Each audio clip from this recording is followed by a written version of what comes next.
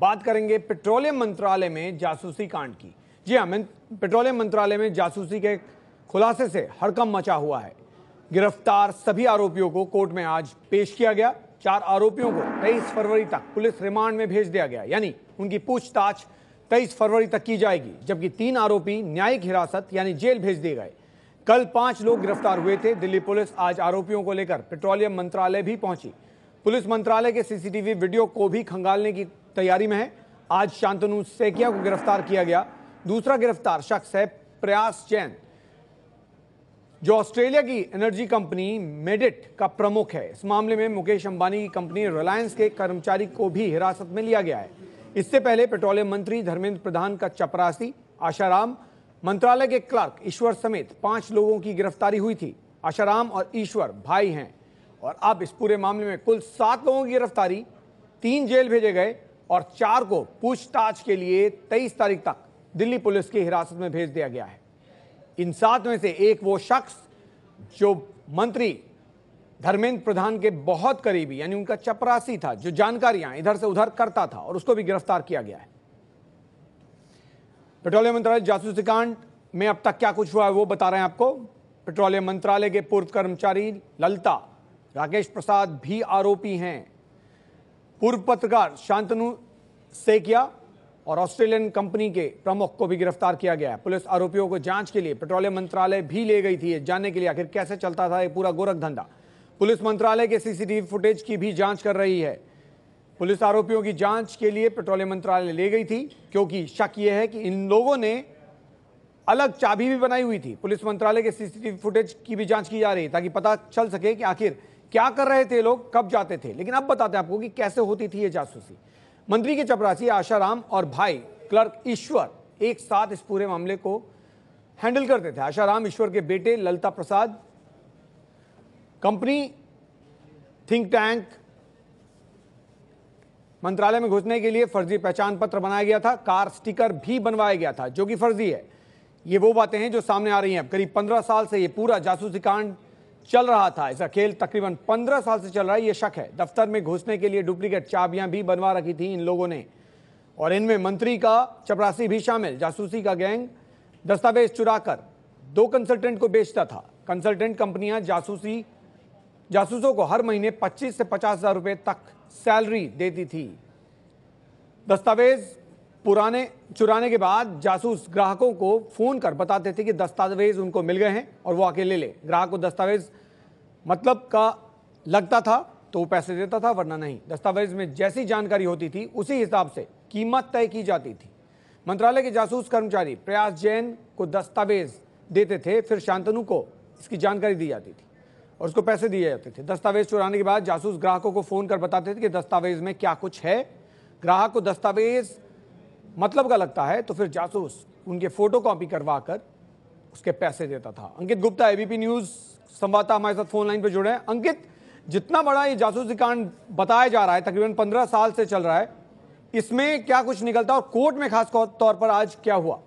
सुनील, आज इस मामले में जो 7 आरोपी हैं उनको अदालत में पेश किया गया, लेकिन उसमें भी अदालत में जब सुनवाई चल रही थी तो सबसे अहम चीज जो निकल के आई है अब तक की जांच में दिल्ली पुलिस की, जो अदालत में दिल्ली पुलिस ने बताया कि इसके तार सिर्फ पेट्रोलियम मंत्रालय से ही नहीं जुड़े हैं, बल्कि कोयला मंत्रालय और बिजली मंत्रालय से भी जुड़े हुए हैं, क्योंकि इन लोगों के पास से जो दस्तावेज मिले हैं वो बाकी अन्य मंत्रालयों के भी हैं, यानी कि कोयला मंत्रालय के भी हैं, बिजली मंत्रालय के भी हैं।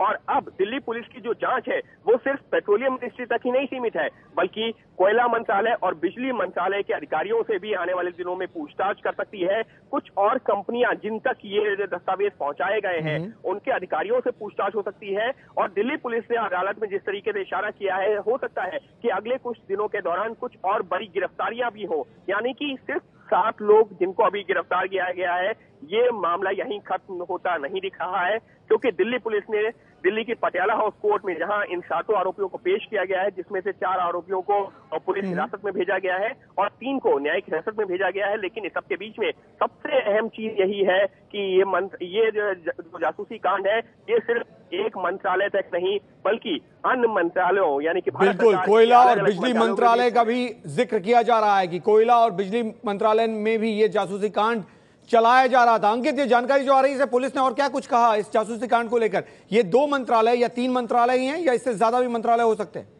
फिलहाल अभी जो पुलिस को शुरुआती दस्तावेज मिले हैं, जिसके आधार पर जो पुलिस ने रिकवरी की है, वो जो है इन 3 मंत्रालयों से जुड़ी हुई है। यानी कि जो दस्तावेज थे वो पेट्रोलियम मंत्रालय के थे, कोयला मंत्रालय के थे और बिजली मंत्रालय के थे। लेकिन अभी इस बात से इंकार नहीं किया जा सकता कि कुछ और मंत्रालयों के भी दस्तावेज इस तरीके से इन लोगों के पास पहुंचते हो। यानी कि साफ तौर पर दिल्ली पुलिस अब इन लोगों को जो इस मामले में आरोपी हैं, उनमें से जिनमें से 4 लोगों को दिल्ली पुलिस ने हिरासत में लिया है, उनसे अब यही जानना चाहती है, जो अभी जो पुलिस हिरासत में लिया है, बाकी 3 को न्यायिक हिरासत में भेज दिया गया है। लेकिन जिन 4 को पुलिस हिरासत में लिया गया है 23 फरवरी तक के लिए, उनसे अब यही जानना चाहती है कि और अंकित, आप जो कह रहे हैं उसके मुताबिक जो बाकी 2 मंत्रालय हैं उससे जुड़े लोगों की भी गिरफ्तारी संभव है?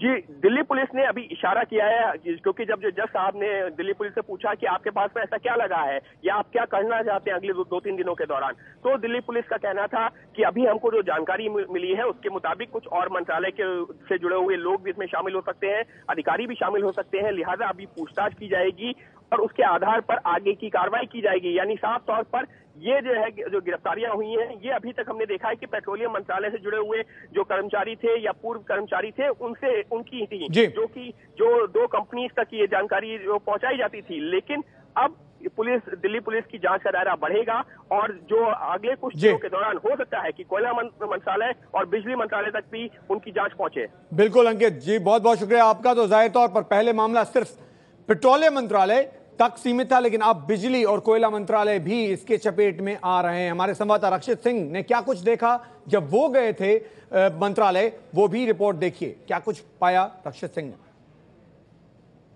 पेट्रोलियम मंत्रालय के जासूसी कांड में आज क्राइम ब्रांच कल्प्रिट्स को लेकर मंत्रालय में आई है और बहुत सारे दरवाजों की चाबियां जो उनके पास थी उसके जरिए दरवाजे खोले गए हैं। इन दरवाजों के पीछे क्या अहमियत है, क्या ऐसे दस्तावेज हैं जो यहां से निकाले जाते थे, आप देख सकते हैं। ये कमरा नंबर 203 है, नलिन कुमार श्रीवास्तव का कमरा है, जो कि डायरेक्टर एक्सप्लोरेशन 1, नेल 1 से लेकर नेल 4 के जो राउंड हैं उनके जो दस्तावेज हैं, अहम दस्तावेज, वो इस कमरे में पाए जाते हैं। तो एक्सप्लोरेशन पॉलिसी को लेकर देश में जो दस्तावेज थे वो किसी कॉर्पोरेट हाउस को चाहिए थे और वही दस्तावेज जो है ये कल्प्रिट्स निकालते थे। अब दूसरा कमरा देखिए, 204 नंबर, ये है कमरा पेरिन देवी जो कि डायरेक्टर एडमिनिस्ट्रेशन है और सोर्सेज का कहना है, सूत्रों का कहना है कि इस कॉरिडोर में जो कैमरेज लगे हुए हैं, आप कैमरा देख सकते हैं, सीसीटीवी कैमरास जो हैं वो यहां पर इंस्टॉल किए गए हैं। ठीक ऊपर ये कैमरा है, ये दिखाई देता है। सीसीटीवी कैमरा की जो फुटेजेस हैं वो इस कमरे में आती थी 204 में, और अब सोर्सेज का कहना है कि सीसीटीवी कैमरा की जो फुटेजेस हैं वो एनआईसी के पास भी रिकॉर्ड होती हैं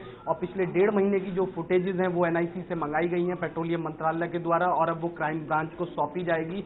इसके अलावा बहुत सारे ऐसे कमरे और हैं जिनकी जो चाबियां हैं वो कल्प्रिट्स के पास से मिली, वो खोले गए, जिसमें जेएस एक्सप्लोरेशन का कमरा है और उसके यूपी सिंह का, और उसके अलावा JS refineries joint secretary refineries Sandeep Poundrik का कमरा है जिसमें देश की रिफाइनरीज से जुड़े हुए अहम दस्तावेज होते थे। यूपी सिंह के कमरे में जो है देश की एक्सप्लोरेशन पॉलिसी को लेकर जितने भी इंपॉर्टेंट डिसीजंस के कागजात होते हैं वो वहीं से होकर जाते थे, लिहाजा वो वाले कागज वहां पर मौजूद थे।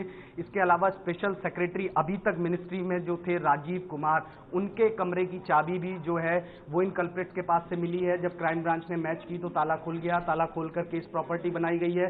स्पेशल सेक्रेटरी के पास तमाम जॉइंट सेक्रेटरीज, चाहे वो रिफाइनरीज हो, एक्सप्लोरेशन हो या किसी मार्केटिंग के हो, किसी भी डिपार्टमेंट के हो, सारी फाइलें जो है राजीव कुमार स्पेशल सेक्रेटरी के कमरे में जाती थी। इन कल्प्रिट्स के पास वहां का भी एक्सेस था, तो इससे साफ तौर पर पता चलता है कि कल्प्रिट्स के पास पूरी की पूरी पेट्रोलियम मिनिस्ट्री में हर विभाग की जो है महत्वपूर्ण दस्तावेज उनके पास होते थे जो वो कॉर्पोरेट हाउसेस को पास ऑन किया करते थे। रक्षित सिंह, एबीपी न्यूज, दिल्ली। और इस वक्त की बड़ी खबर यह है कि पेट्रोलियम मंत्रालय ही नहीं, इस पूरे जासूसी कांड के तार कोयला और बिजली मंत्रालय से भी जुड़े हो सकते हैं। पेट्रोलियम मंत्री धर्मेंद्र प्रधान से सवाल पूछा गया था कि क्या कुछ चल रहा है पूरे मामले में, उन्होंने कहा जांच चल रही है, उसके बाद देखते हैं क्या कुछ होना है। It's up to investigating agency. They are doing their job. Let them do that. Okay. When did you first smell a rat? When did you first come to know that actually this is happening? Because we do understand that CCTV cameras were installed all over the place. Independent inquiry is going on. Let it complete fast. Everything will come.